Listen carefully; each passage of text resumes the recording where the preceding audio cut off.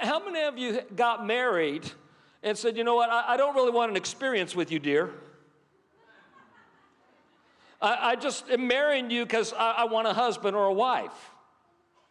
You know, and sometimes I think people begin to think we serve God, and we shouldn't serve God and look for an experience. We should just serve him because he's God. Well, that's like saying, I'm going to get married just because you're a woman.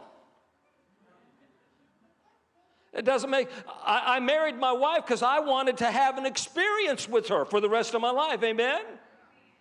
And you know, that's what a relationship is. A relationship is an experience.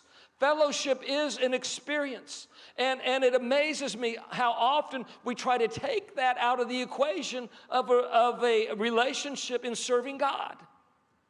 And, you know, an experience God, I understand what they're talking about, experiencing God versus having a high with God.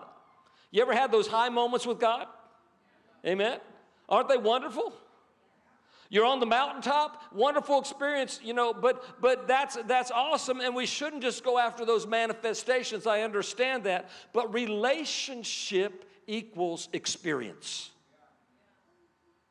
I want to get that into your thinking tonight. A relationship is equivalent to an experience.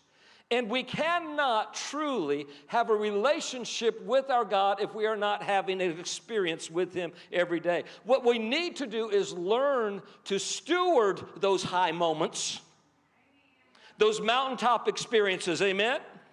We need to learn to steward revival experiences. And that's what we were talking about, what we're trying to do, even with this revival move, is not just to have a high moment for a few meetings, but we're trying to steward a culture.